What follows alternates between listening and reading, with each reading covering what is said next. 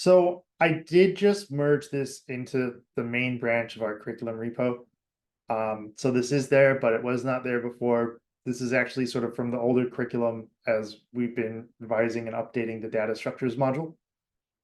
The goal of data structures is really threefold: to help with technical interviews. But really, I'm convinced this stuff is really the keys to the kingdom.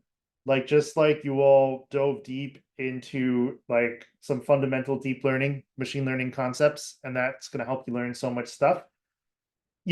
These things are at the heart of how computers and software work. Like every operating system under the sun, probably like every super low level CPU architecture or something under the sun uses a stack data structure. And I think it's going to be our next data structures lesson when we talk a little bit about computer memory and arrays. We'll sort of see why that is. Also, the reason is because these are common patterns, and the more you see them, you'll encounter uses. You'll encounter scenarios where you'll be like, oh, well, this is kind of like a stack, even if I don't have to build my own. The last reason is it's sort of common knowledge, I think, in the industry among software engineers. So it's useful and important to know. So today we're going to be looking at stacks. What is it? Where is it used? How to build one. We're going to be looking at the queues data structure. There's a little bit less of where it is used, but we'll talk about that. Of course, what is it? And also how to build one. And maybe a brief intro to linked lists, which is a bit more of an advanced data structure that we will spend more time on in subsequent data structures lessons as well. And stacks, by the way, we've seen stacks, and we talked about stacks, right? And we talked about it, in fact, with recursion. And here's from way back when from our recursion lesson. Let me double check that I am recording. Good. I believe, I don't think this is mine. I don't even remember where this code is from, but let's just run it and see if we can see it on the call stack. And this is just some code that recurses. It looks like it's maybe adding up some numbers. And I think we did write this code and it's always going to return 0 or something like that. And we have this list that's actually a set. But really, I just want to get some recursion going so we can see the stack grow.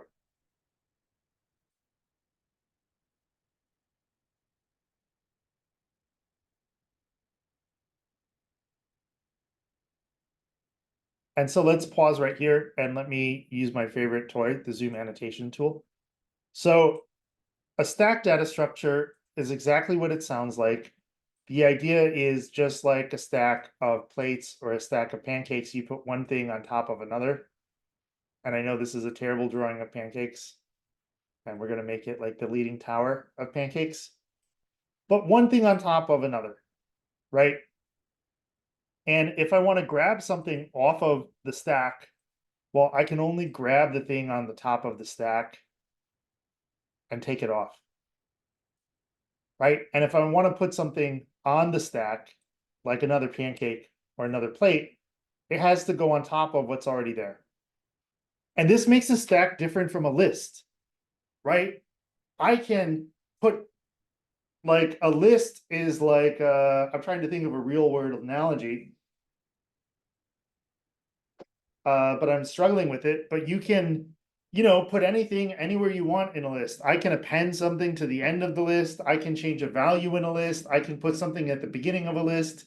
And same with JavaScript arrays, which, by the way, are not true array data structures, but really list-like data structures, right? Unlike the stack with the list, I can grab the third pancake. or the second one. So I don't know, maybe a list is like a buffet. That's a terrible metaphor, but that's the only food metaphor that I can think of right now. Um, we'll talk in a moment about why the stack is useful. Does everyone feel comfortable kind of with this fundamental understanding of the basic idea of what a stack is, even though we haven't implemented it in code yet? Awesome. And what we see here, in fact, is what's called the call stack. And we actually do have a stack, not of pancakes, but of function calls. Right? Now, remember, this stack, the visual representation is going down, not up, which can be a little confusing. But we saw, and let me grab like an arrow shape that I can use here. That is the world's tiniest shape. That shape is no good. There we go. We saw, and in fact, let's just go back. Let's not, we don't even need the arrow. Let's just go back. There's our stack shrinking.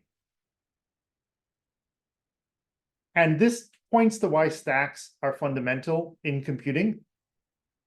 If you have to keep track of the order of things, of say like a browser history, like maybe a back button, or say function calls, a stack is a really good way to do it, right? You put something on top of the stack and it's the most recent thing. And in fact, there's a term for this, FIFO. First in, first out, right? The most recent thing that gets put on the stack is the most recent thing that's going to come out of the stack. If I go to grab a pancake off the stack of pancakes, I can only get the newest, hottest pancake. Mikhail, yes, sir. Isn't it LIFO last in, first out? Yeah, you're totally right. I got that completely backwards. Thank you. That is most definitely last in, first out. FIFO is a queue. And I know that you guys are familiar with a lot of this stack stuff, and I'm grateful for it so that when I make mistakes, they can be pointed out. So I know a bit of this is review. I saw another hand up. Was it also to point this out as well? Yeah. Perfect. Thank you guys. Much appreciated. I would say Friday brain, but it's Wednesday. So I don't know if Zoom, yeah, Zoom is not quite cool enough to let me like grab both of them the way I can with TL Draw. I'll have to figure out how to do that. But stack last in, first out, only the newest, hottest pancake. And this is really useful for, so computers can only do one thing at a time. That's kind of their dirty secret. Like yes, modern CPUs are like multi-core or God knows what, and actually do a whole bunch of stuff in parallel. But the earliest computers could not. Computers are just good at doing things incredibly fast, like thousands of times a second, right? I think like a megahertz, like thousands, I don't know exactly what that translates to, but thousands of times a second or more. And so like when I'm moving my mouse around on the screen, the computer is actually doing one thing at a time, but it's constantly switching back and forth incredibly fast between, say, updating the screen with where Adam's mouse has moved, and then like reading the input from the mouse hardware device and streaming the next little buffer of data over Zoom or something like that. And conceptually speaking, it's useful to think about computers as just doing one thing at a time, because then the stack makes sense. How do I keep track of things at an incredibly low level? And in this case, function calls. Well, we keep track of things with a stack, right? This is how the computer knows what order it should do stuff in. by using a stack data structure. So like that's why at an incredibly low level in the operating system and with like pretty much every programming language, there's like a stack floating around somewhere. And I just want to check in and see if folks have any questions and if that sort of clicks. Awesome. And so, you know, obviously my arrow is incredibly out of date and that we can get rid of, right? And this is the head of the stack. And then what we saw with the recursion lesson is now there's nothing that this program needs to add to the call stack. And this is indeed how the Python runtime works. So it can actually execute this function call, this little bundle of memory and functionality that in JavaScript is called a closure, and I think is in Python as well, though I don't want to be quoted on that. And we just popped that off of the stack, right? You push something onto a stack, you pop something off of a stack. And you've probably heard those terms with arrays as well, and that's kind of where they come from. And but again, it's really a stack-like behavior. You push something onto the top of a stack and you pop something off. So this is why learning about stacks is useful, not because we're going to have to implement a stack ourselves, though every now and then you might do something stack-like, and in fact, we have a great LeetCode problem for it, but because they're so fundamental. And Chad, who until recently was our awesome lead evening and weekend software engineering instructor, found this incredible diagram that I love of like it's a polyp or a jellyfish or something. You know, it's one of these like single-celled type creatures where its mouth and its anus are the same thing, and there's only one way in and there's only one way out. And I love that as it's not really a stack, but it is, let's call it stack related.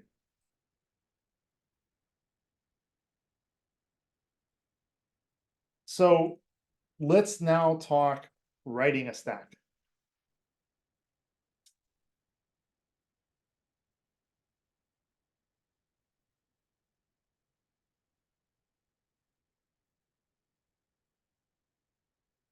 And we have to play pretend here a little bit because Python has all these incredible language features, but the purpose of this is to understand this fundamental data structure and, you know, pretend that we're like writing code in C or something because Python doesn't exist, right? And Python is being implemented in C. So we're going to create Python.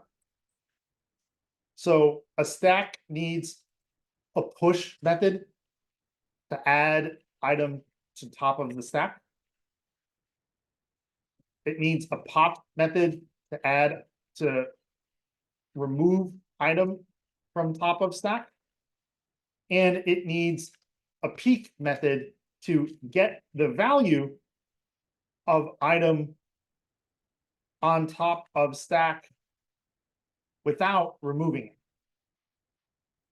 Right? And these are the three fundamental operations of stacks: push, pop, peek. Right? Push returns item. Or I'm sorry, we can just maybe returns true if successful, false if push failed. Pop returns item.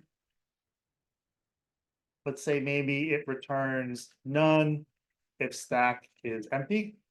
Peek returns item without removing item from stack. And there's a lot of different ways to implement a stack. Frankly, you can use a Python list, but again, we have to pretend a little bit. It's not uncommon to learn this data structure stuff with object-oriented languages like Java or Python. For my CS program, it was all Java. And it's not uncommon to write classes to do it. And it's useful because it makes us think about the interface, right? So the implementation is less important here than the interface. And as you can see, this is pretty straightforward code.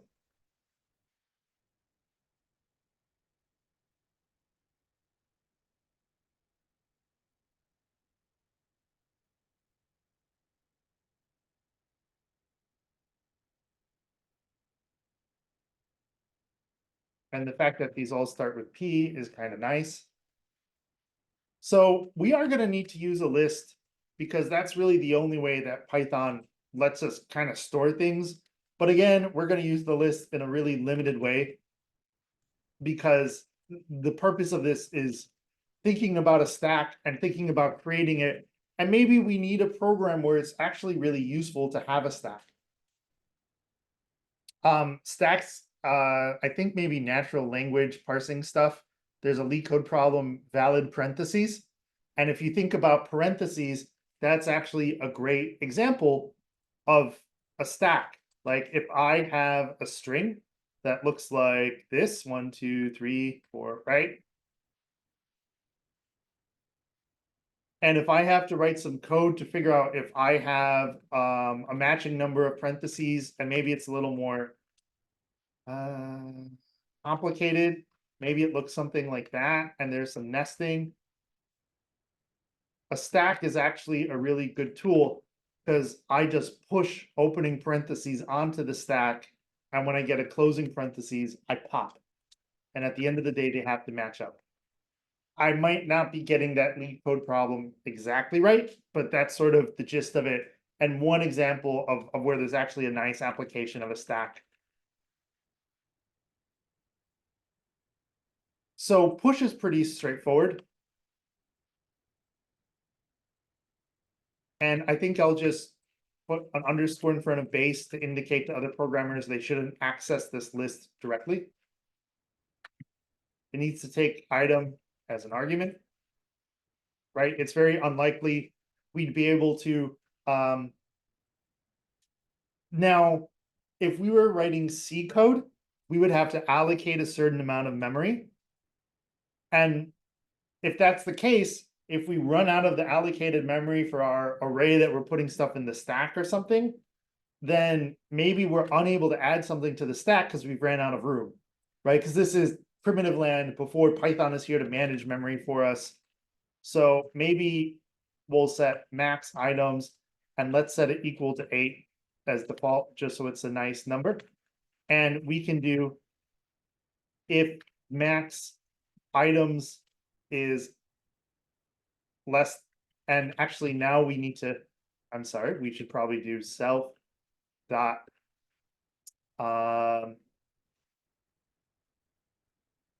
we can do self dot base dot length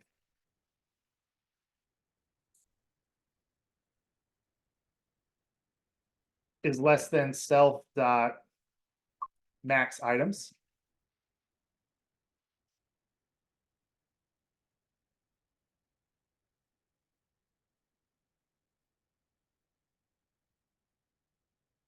Then we append, we return true. Otherwise, we return false. Right. And so this is an example of how, like, you know, if you have to work at a more primitive level, even these simple data structures start to get a bit more complex. Pop is pretty easy to implement as well. We can do return self base pop. Again, if we pretend that we're dealing with memory allocation, maybe our program isn't even, the programming language isn't smart enough to not try and pop if there's nothing in the list. So maybe I need to do if self, and let's fix this over here. If self base length is greater than 0, we do that. Otherwise, let's return.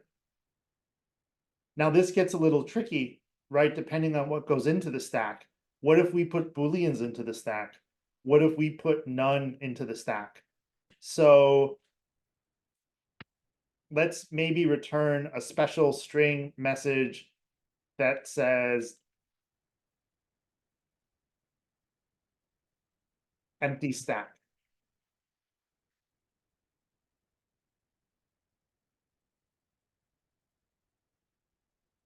And peek is a bit more straightforward, right? Where, again, if there's stuff in here, let's return, and let me fix base here as well to have the correct underscore.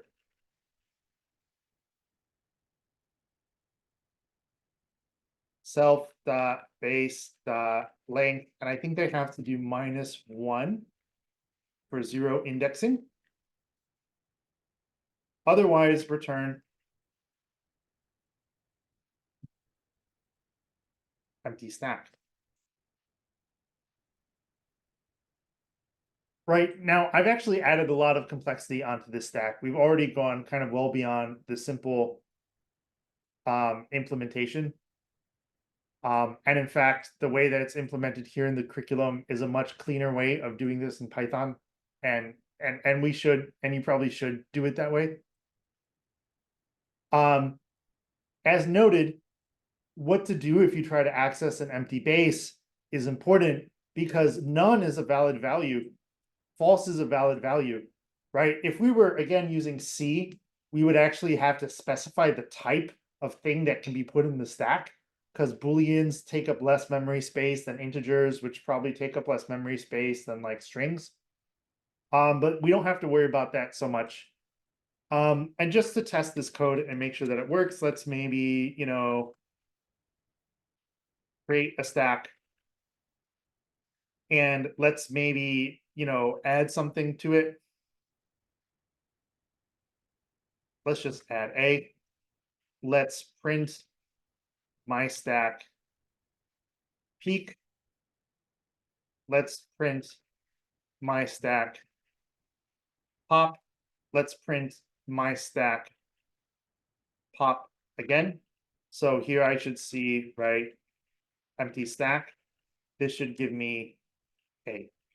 And this should give me A as well, just to see if this code is working and if there's any typos. And indeed, because I'm thinking JavaScript, but writing Python, dot length is not a part of, this is not how you get the length of something, right? So that does raise a good point, which is for technical interviews, that's such an easy mistake that I just made right now to make, which is why it's really important to get lots of practice doing the basics in the language that you're going to mainly be interviewing in. Because this is not a huge mistake that's going to sink me, but one or two of these things adds up, and when you only have like 40 minutes or an hour to get the program working, then all of a sudden it becomes a bigger issue. So it's actually like really strong fundamentals with the language and being sharp and refreshed on it that matters more in a lot of ways than like the deep algorithmic knowledge, though both are important.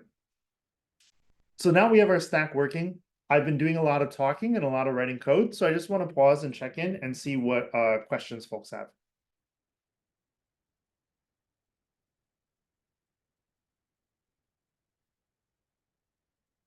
And let me take a quick look at the questions channel.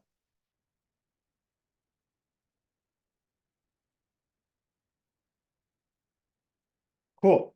Are we feeling pretty good about stacks? And hopefully the answer there is yes, right? Because there's not a lot of magic here. We have a number of really good coding problems actually for this, because as I mentioned, there's actually some great leak code problems. That valid parentheses problem I mentioned is definitely the place to start.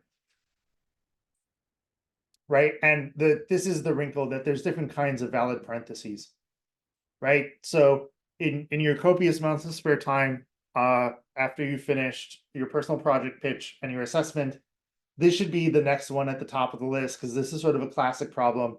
And you'll find that you basically have to implement a stack using a list, right? And this is why it's useful to know about it so that when you're doing it, you actually know that you're doing it. Because it's nice to know, oh, this is kind of like a stack, I'll use a list, rather than use a list in this particular way and not realize it actually kind of conforms to this pattern. So in addition to stacks, there's also queues. A queue, as you can kind of see from this diagram, is a bit more straightforward. This is the FIFO. That's not what I want. I want some text.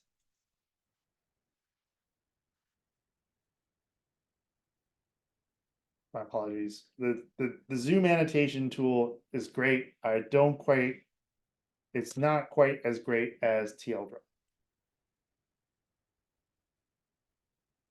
This is the FIFO. First in, first out. Right? And think about, we work for Domino's and we need to write like software to handle pizza orders online. That's a great example of a queue, right? First in, first out. Like job queues are a common software system where Django maybe has to send a bunch of emails, but sending the email takes time. So we actually send the job over to like a different job server that has a job queue. Or if you think about like Slack and or Reddit is a great example. Like let's say on Reddit, you know, I comment on a post and all 10,000 people that have Reddit notification settings to be notified when someone comments on that post have to be notified. Reddit's gonna create a job for each of those notifications. We're not going to want to do that on Django and like hang our main server that handles all the incoming requests. And so we're going to need some sort of queue that's first in, first out to keep track of this stuff. So I know I kind of roamed a bit far afield there, and we haven't talked a lot sort of about system design, but there's actually a lot of really practical applications for queues. And a queue, just like with the stack, is actually pretty straightforward for us to build.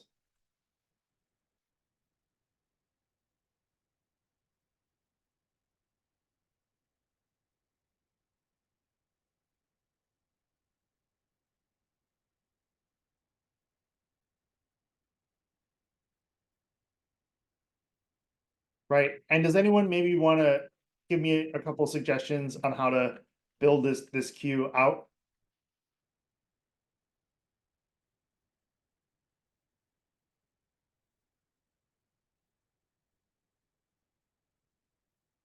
Well, we're going to take a really common approach here, right?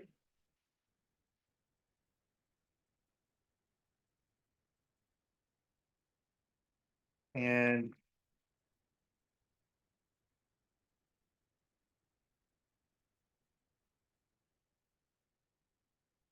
I have some sort of formatting issue, which is totally escaping me at the moment.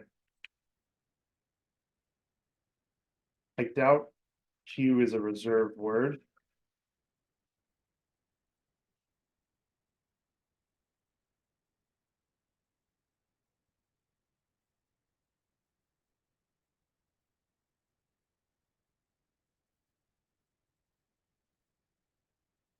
See why we're getting these squigglies. Oh, it is a reserved word. So, in fact, Python has in its standard library some sort of queue data structure. So let's name this my queue. And in fact, the file name itself, I think might be part of the problem.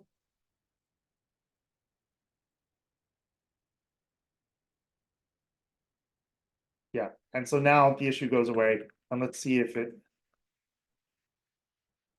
So VS Code is not complaining about this, but the fact that we know that queue is part of the standard library just makes me uncomfortable naming this queue. And in fact, let's see if we can just import queue. And in fact, let's see what Python's queue implementation looks like. So this is much fancier. This is multi-producer, multiple ways of putting something into the queue, multiple people who can be listening to the queue.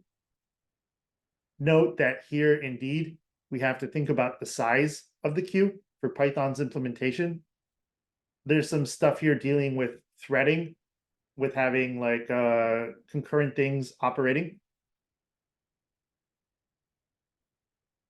This is more of a job queue. where the idea is like, I'm giving this like some other program to be run or something, and I want to know when this is done.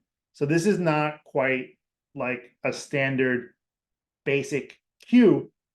It's a much more complex use case, but you can see there's actually a lot of similar things here now that this complexity has been introduced.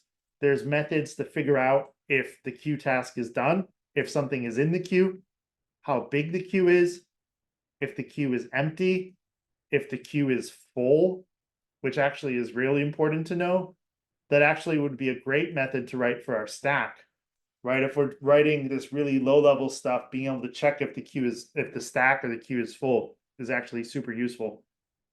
Putting something in the queue, checking that the queue is not full.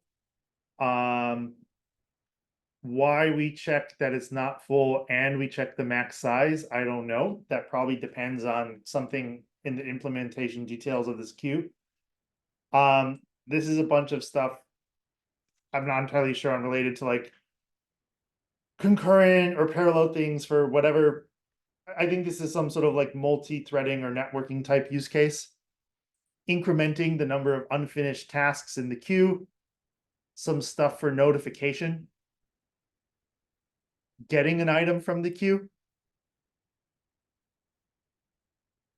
an error, right? Handling errors, finally returning the item. So this is actually really interesting to look through. Here's a priority queue where it looks like when you put it, this is getting more complex, right? Because we can actually pass in a priority order as well as the information itself. And we do that by passing a tuple right here. So here item would be, priority 4, and maybe, I don't know, the data is hello or whatever. And then in fact, this sort of like heap, which is another kind of data structure thing, I think it's similar to a stack. I'm actually not 100%. And then we pop something off of the heap. And there must be something going on here that does stuff with the priority. I'm actually curious if we dig into this, what this is. And someone has written a very nice essay because they're very passionate about explaining heaps. And I feel like this would actually be good to read. Yeah, I know heaps are involved with memory and memory management. I actually don't know exactly what a heap is. But you can see when you get into this low level stuff that is like fundamental to Python. Like this is written in Python, but other parts of the Python standard library use this. Just how seriously people take documentation so that we can understand exactly how this works and what it's doing. Right. So there's actually a lot of really kind of cool stuff here. And in fact, here's a queue that is kind of a stack because it returns the most recently added item first. So this is actually pretty neat to see. And we can write our own implementation of this, but I think we've actually gotten a pretty good look. And you can kind of imagine how for all sorts of things like having a queue class or like something to handle like a list of jobs to be done is actually quite useful. And like Postgres, like databases do a lot of stuff like this. Like if Postgres gets like, 1,000 insert statements, how does it keep track of everything? Right. And so that's where these things come into play. I just want to pause and check in and see what questions folks have or things that people might be curious about. Because I realize this is a bit more of a conceptual lecture.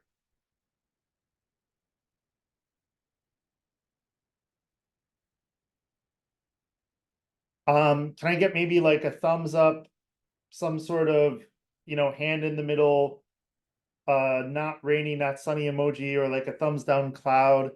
Like if you all were tasked with like taking like 20 minutes to implement a really simple queue class in Python that can add something to the beginning of the queue, remove it from the end, and look at the peak value, what What's everyone's confidence level on this? I see a couple thumbs up. I see a couple hands in the middle. So let's go ahead and build this out. Right now that we've had that pretty cool discovery about why it's important not to actually name the file Q, to name the Python module Q, let's create this. Let's do a simple implementation, and as a to-do, add max items limitation, and we'll come back to that later. So again, we need, if we were using C instead of Python, we'd be using an array instead of a list, right? You need some sort of array-like data structure to build all of these other things. Arrays are the building blocks of lists. And actually, let me ask you all, is a Python list more like a stack or more like a queue? This is a trick question. Brandon, yes, sir. I think it's more like a stack because you have the pop methods built into the list. That's very true, but I think Python list remove first item from list. ChatGPT is going to help us. And let's see if ChatGPT gets this wrong. So, is this right in Python? Does pop actually remove the thing at the front of the list? I think you can put in an index for pop. Right. And then how do we Python remove last item from list?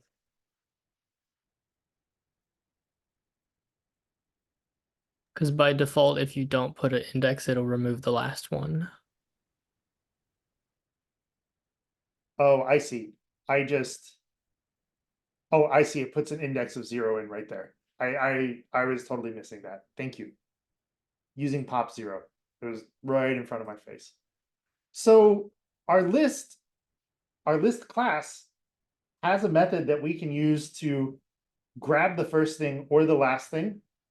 And then list append item to head of list. You'll often hear like people talk about the head or the tail of a list for the beginning or the end. And we have an insert method that lets us put something at the beginning. And of course, Python append item to end of list.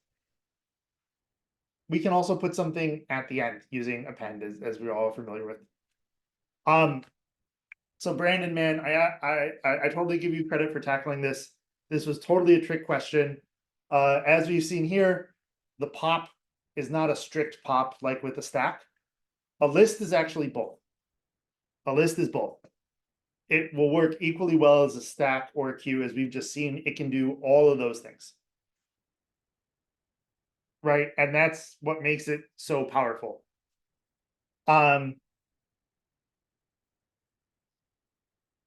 So, and that's why we're kind of like using the list to build it, and we can only use the parts of it, and why Python is frankly such a great language to work with. Because, right, I can do whatever I want with this list. I can insert any item really at any point or remove any item and so on. So using a list to build a queue, we've gotten like halfway there, right? I need to be able to add item to front of queue.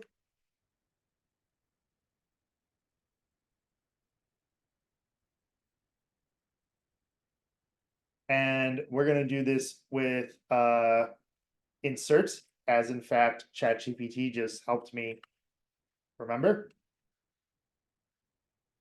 And insert at index 0, and we add item. Remove item from, and let's actually call this, I don't know if head and tail are proper for queue. You'll hear them used with lists. So I'll just use front and end. Remove an item from the end of the queue. DQ. Right, and this is why NQ and DQ are actually useful names, because if we use pop, it'll get super confusing. What does the pop do? Pop, really, if you hear someone, if I hear pop, I think get it off the end of the list. And so DQ, again, we don't even need to pass item here. We can just do self return, self base, and I believe just pop. And then we also need our peak method.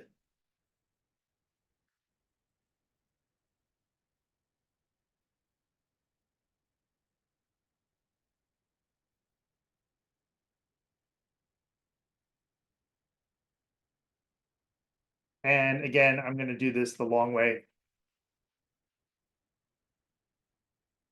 Get the length of the queue, subtract 1, so we get the 0 index value. Because if we're in JavaScript, we have to kind of do that annoying stuff. And this sort of pointer logic is kind of a part of learning this stuff. And now we should have a peak method. Right, and let's go ahead and let's just make a queue. The queue. The queue NQA. Right, let's NQB, let's NQC. Let's fix this to actually read NQ.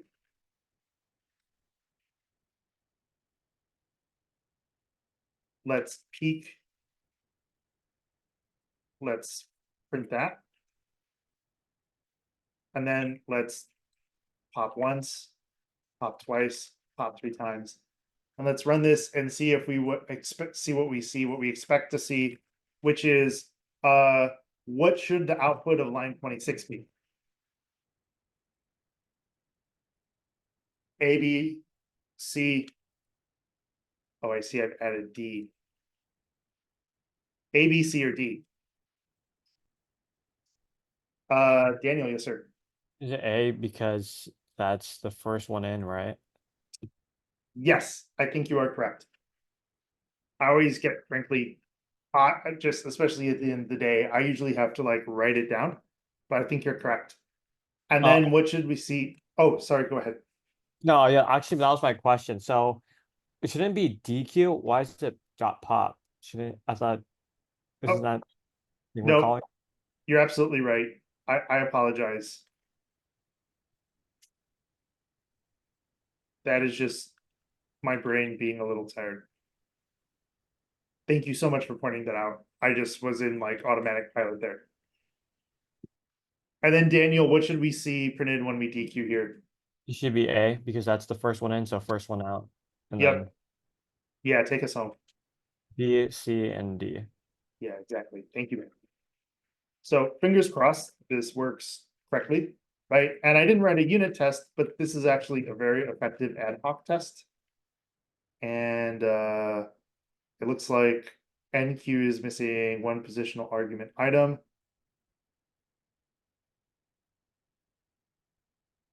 Interesting. On line 22.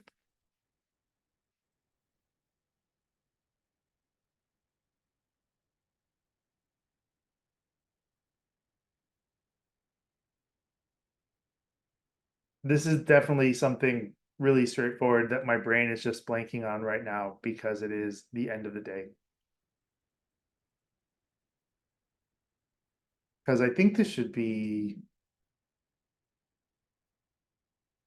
Oh, I know what I did. Check out line 20, folks. I did not initialize the class.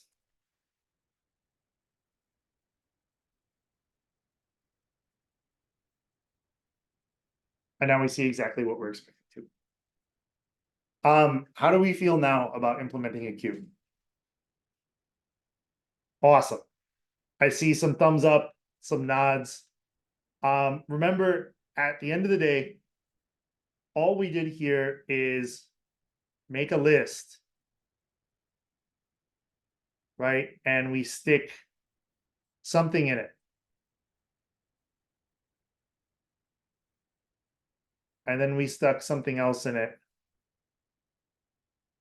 And then we stuck something else in it. And then we stuck something else in it. Because every time I added something to this list, I added it to the front.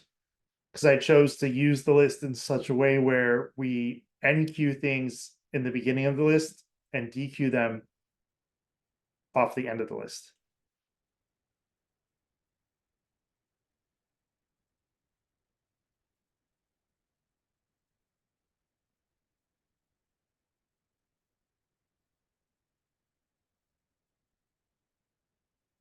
And there we go. We can have this kind of amazingly terrible queue diagram. So again, the goal here with stacks and queues, you're not going to be implementing these all day. But again, it's thinking about list manipulation, thinking about, does something come in at the head of the list in the beginning? Does it end at the tail? How can I use data structures to model what I want? Am I building a call stack? Am I building like a, a stack of pancakes or a pizza delivery service? If I'm making Tetris, then a stack, I have no idea if a stack actually makes sense for Tetris, but just visually, because the stuff stacks up, you could maybe imagine it being useful. And again, for leak code and for interviews as well. So I don't know if we have any problems specific to queues. We also have a number of assignments here. And indeed we do here. We have several stacking queue assignments. Basically, we're asking you to build an implementation and we're giving you some guide code and requirements. Very similar to what we're doing right now. Again, this valid parentheses problem is an amazing one. I highly recommend it if you haven't. We are going to dig into linked lists more in future lessons. But just to give a bit of a preview, a linked list is a more complex data structure. And the context here is, and let me just go ahead and maybe save that image. And let's hop over to TL Draw and let's maybe just import that image.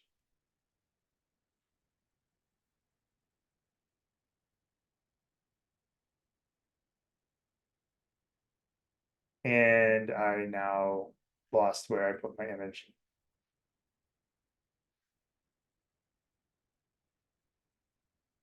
Which is all right, because we're going to end up with these boxes anyway.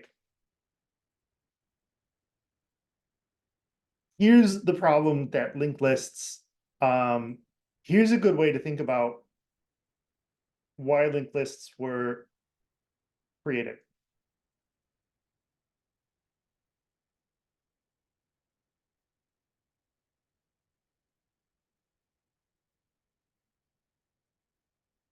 So a byte is eight bits of data, right?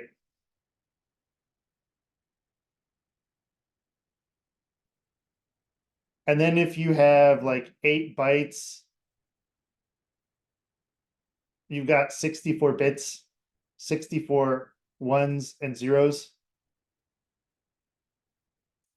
And we're going to get into this more next week, but let's say this is like 8 bytes of data. Let's say we're Nintendo in like the super early days and we're building Nintendo. We're not even at Super Nintendo. We're barely at Nintendo. Or even better, we're like building the very first arcade for Pong or Space Invaders or something. And I've got an image asset for Super Mario. And it's some sort of it's called a sprite, right? Sprite image size, NES. Mario, sprite image.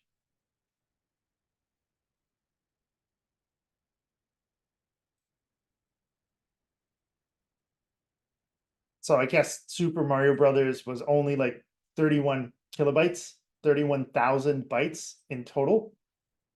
Let's just say, for the sake of argument,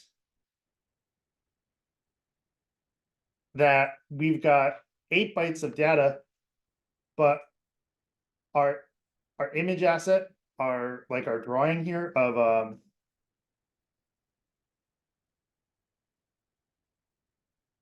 this is going to be a terrible drawing of Super Mario. This is beyond terrible, but it serves a purpose.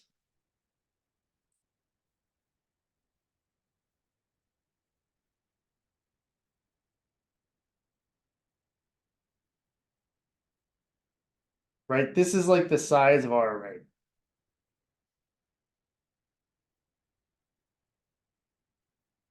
Let's say this image asset is 64 bytes. I can't fit all of this in one array. I can't fit all of this in like a continuous location in memory. I need to chunk this up.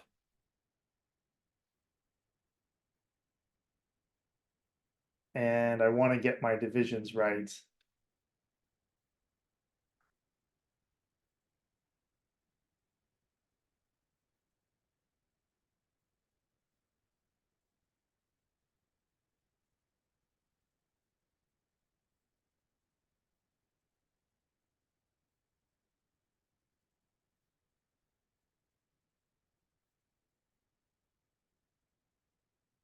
Right? I've got 8 byte chunks.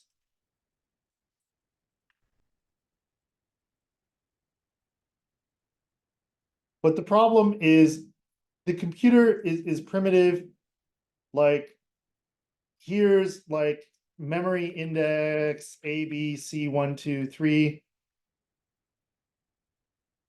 But the way that computer memory works is, and we'll learn more about this later, the whole point of an array is it guarantees that these things are right next to each other in memory. But the next bit of memory that the computer allocates, like if this one is at, this particular index, this might be at a completely different index, like X, Y, Z, 3, 2, 1. So what I need is a way that I can chunk up that really big bit of data, put it in the container that I have, point to where the next bit of the container is, and keep chunking that data up.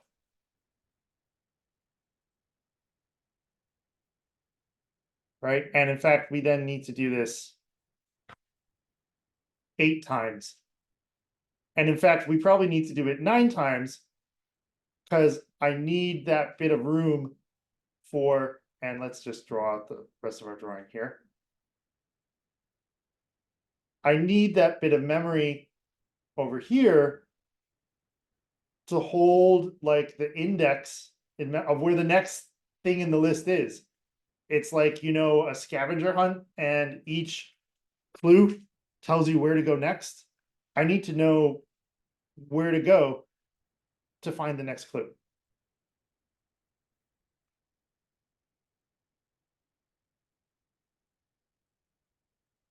So we might actually end up with 9 of these to hold these 8 byte chunks. Because we have my terrible drawing of Mario, and it's too big to fit in like one contiguous block of memory. So we have to chunk it up in some sensible fashion and divide the chunks. And I'm not exactly sure if this is what prompted the creation of a linked list. I think there's probably other stuff happening at a bit of a deeper level as well, but it's a really useful way to think about it, and it is a real problem. Think about your Netflix. Netflix stores movies which are gigabytes upon gigabytes of data, right? Like I can't, maybe does Netflix make sure that every movie is completely contained on one hard drive on its massive network? Or does it chunk it up in some fashion so Netflix doesn't have to care if Return of the King is all on one hard drive or in 20 places across like 10 different hard drives, like on its network or what have you? So this problem still exists with that at a much larger scale. And this is, I think, a good way to think about the origin of the linked list. Right? When we can't put all the stuff in order, it's too big to fit in a stack or a queue or an array. We need to create a data structure that can do that for us, that can have the data and have point to the next clue in the scavenger hunt.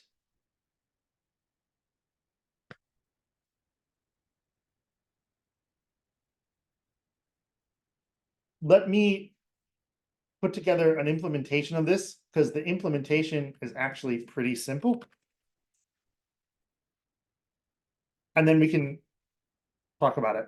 And what I meant to do is code linked list example.py. And again, we're going to use classes because I think they're conceptually useful.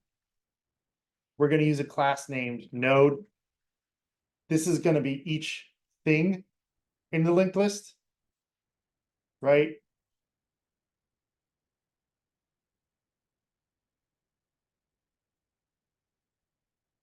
That's a node. That's a node. That's a node. A node has to do two things. It has to hold data,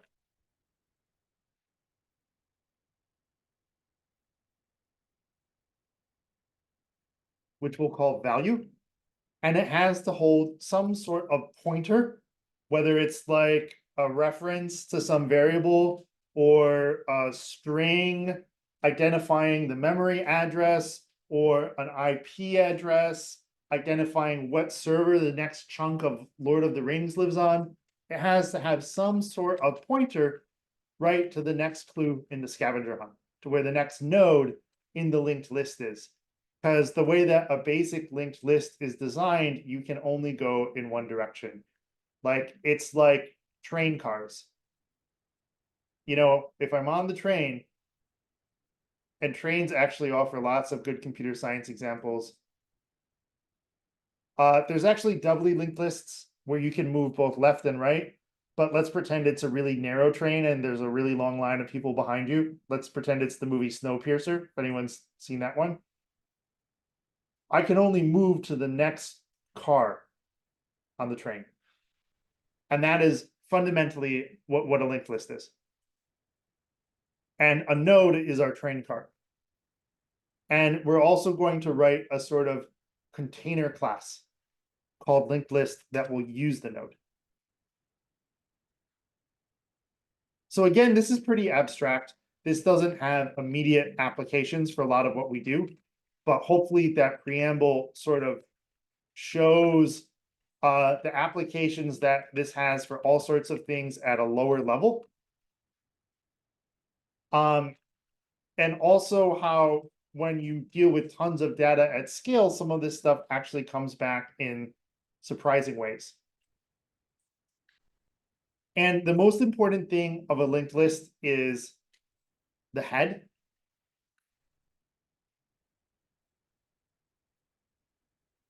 And the head is the very first thing in the list, the beginning of the list. Because if I don't have the first clue in the scavenger hunt, there's no way I can ever get to the second clue.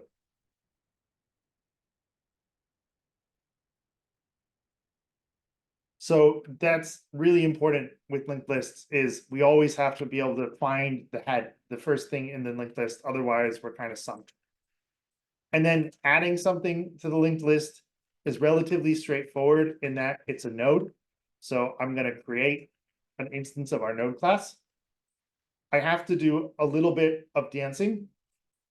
I need to make sure I don't lose track of the old node.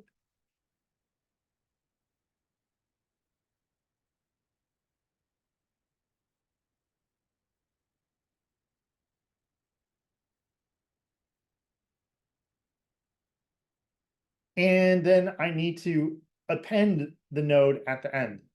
And actually, as I'm looking through this logic, I want to make sure that this is right.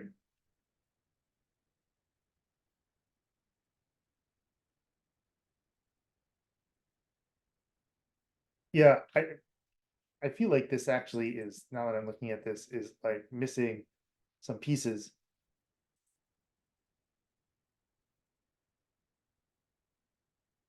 This is in fact, I think, missing a couple significant pieces. So let's just ignore it and look at this diagram while I write us out a correct implementation. So we've created our new node. What we have to do is we have to get to the end of the list and add it there. And what we have to do along the way is not lose track of where we are, not accidentally overwrite.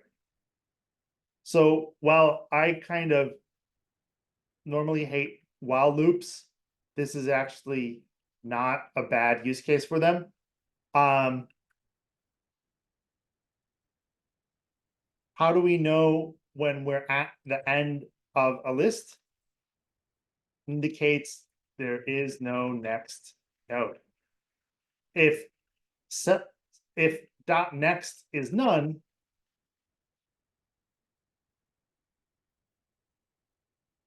we are at the tail of the list.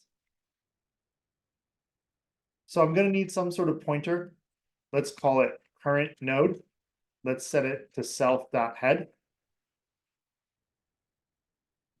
Let's say while current node is not none, or maybe even better, we should say while current node next is not none. And what we're going to do is get all the way to the end of the list. Current node equals current node dot next. And there's multiple ways to implement this. There's probably a slightly cleaner way to do this. But this is a virtue of simplicity. We are now at the end of our list because cur node next is none. Now append, let's say add new node then.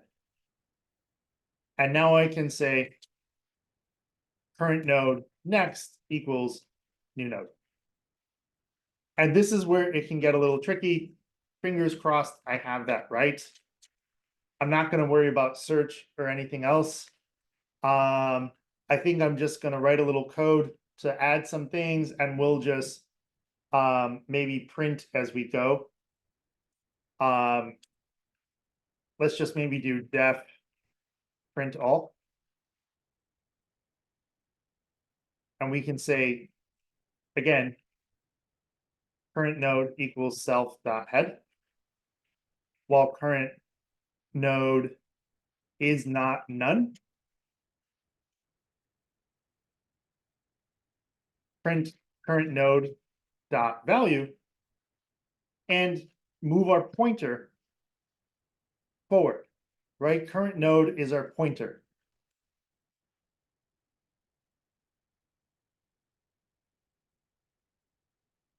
And let's see how we do with this code.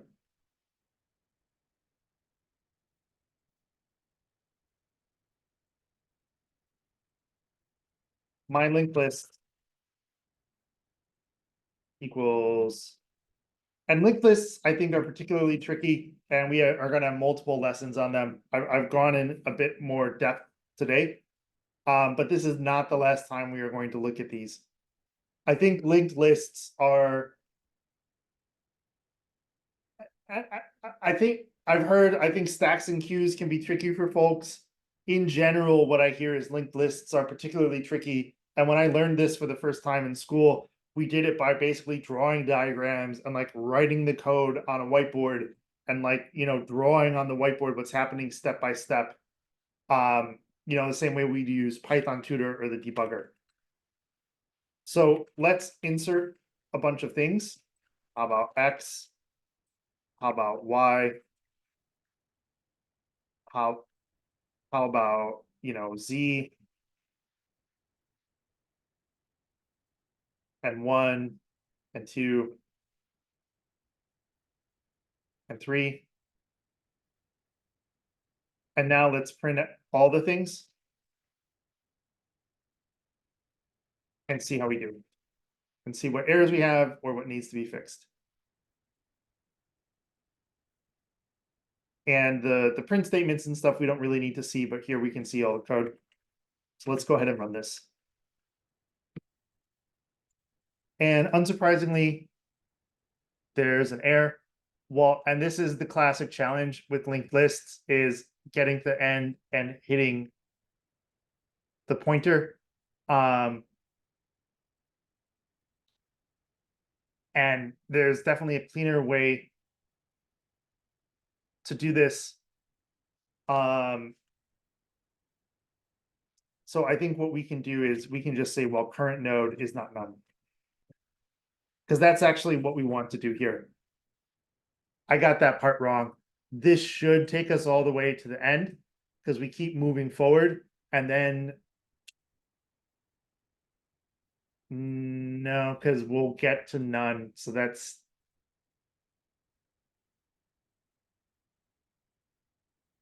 yeah, we're gonna run into a different problem here.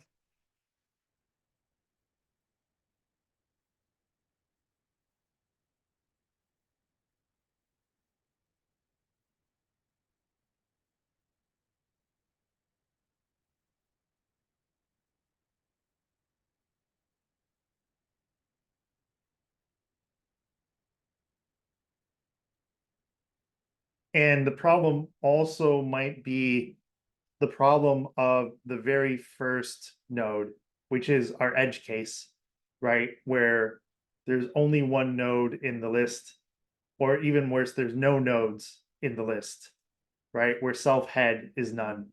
So, in fact, I might need to make a modification here to handle edge case for inserting very first node. And let's put that right here. Again, I'll share a cleaner implementation of this because there is a way to implement this a bit more cleanly, but we can just do a quick check if self.head is none. Self.head is new node. And this is one of the common edge cases with linked lists, is the very first time I put something in there. And there is a way to write this a bit more cleanly, but let's see where this gets us.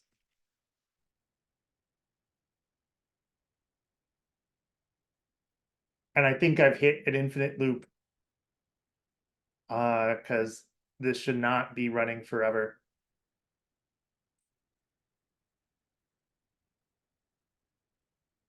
And so I wonder which part is wrong.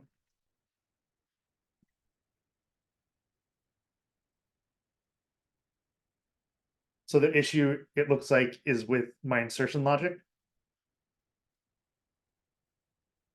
And probably part of the issue is right here. I forgot, hey, if I do this, I want to stop. I want to be done. I want the rest of this inside an else statement.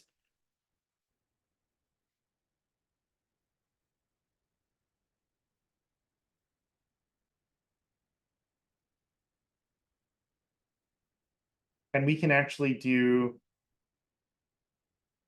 a little bit of cleanup because this can go right here. And then we can use it right here.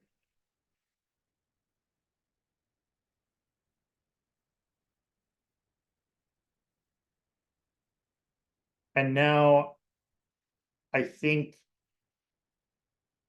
this should do it for us, or at least get us closer to the mark. And let's see how our insertion goes now.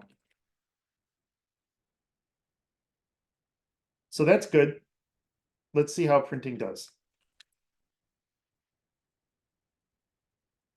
And now we're working.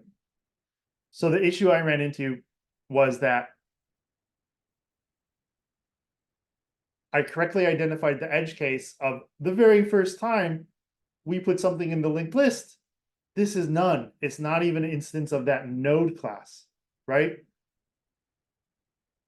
But then I forgot the else statement to make sure we don't go into the while and the infinite loop. And that was what was causing me trouble. And what we can do here too is let's add in this insert statement. You could implement this recursively too, which could be interesting. Let's go ahead. Let's just print an F string that says per node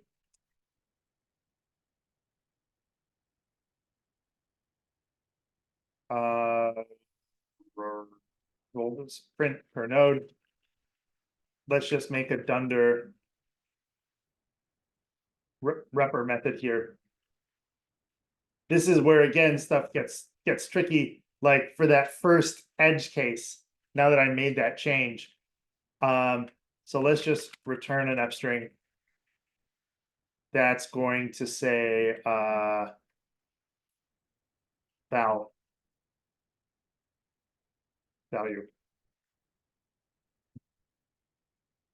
And now I can just print kernode. And so let's print that here. And then here, while we do all of our looping, let's print per node as we change it here as well.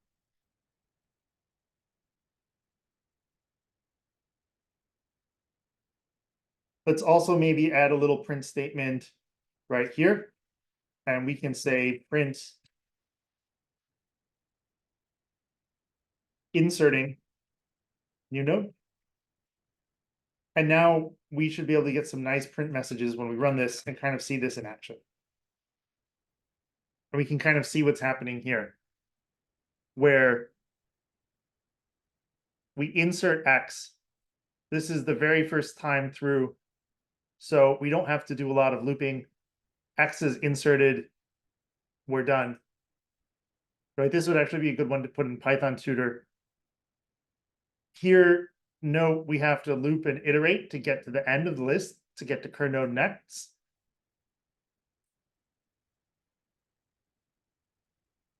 We have to do it once. Now we have to do it twice for our next insert.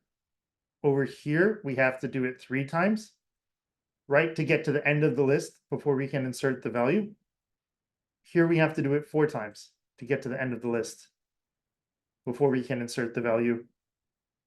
Here we have to do it 5 times to get to the end of the list before we can insert the value.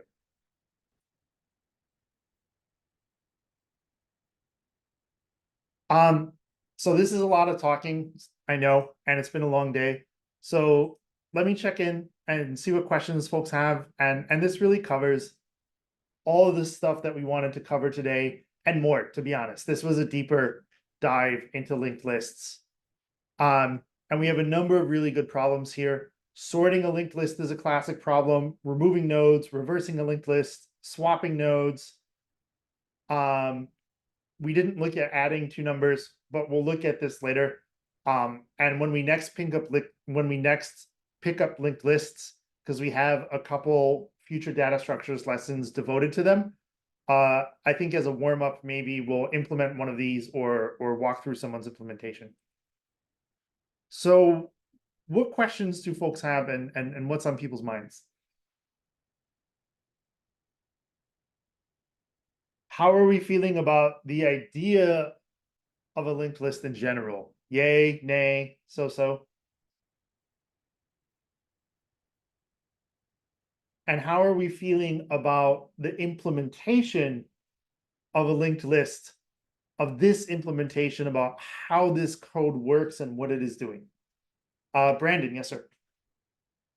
I feel like it's a lot of setup, but it does seem to also be consistent. So like once the scaffolding's down, you can kind of like manipulate the list the way that you need it and also keep track of, you know, the before, after, and present. So it's definitely useful. Awesome. Yeah. And as I said, there's a cleaner implementation for this. And as you all may have noticed, with a linked list, the logic for inserting, because we have to get to the end, is pretty similar to the logic for printing. And if we had to search, it's going to be pretty similar logic too, because a search is, we got to go all the way through the list.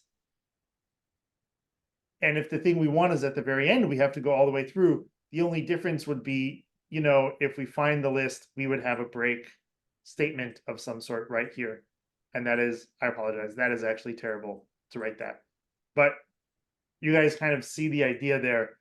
And the point being is that, like you're saying, Brandon, the tricky bit is, once I have had deciding how to deal with it in a consistent way to not run past the end of the list, and the logic of my looping through the list, right? That's sort of the tricky bit. And then once you lock that down, we could actually break that out into some sort of like utility class, named like loop or iterate or something like that. What else is on people's minds, or what questions do folks have around maybe the implementation of this linked list?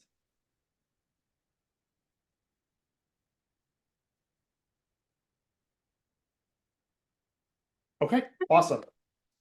Oh, sorry, was there a question?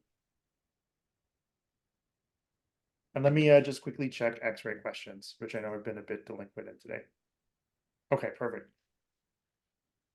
So this was a full day, but we actually covered a lot of really, really good stuff. Let's definitely break so I can release the assessment and you all can take a look at it. Again, the value of this stuff is really like the concepts that you learn along the way. Because then as you encounter other things, it'll be like, oh, this is sort of like a linked list, but not really. And then all of a sudden, all these other things start to become easier because this stuff is foundational. We're going to continue this in our weekly Friday data structures. So thank you very much. And this is here in the curriculum under 5. And there are a number of really good assignments. Again, this valid parentheses one I'd say is the best. Though all the linked list stuff is also good. So thank you.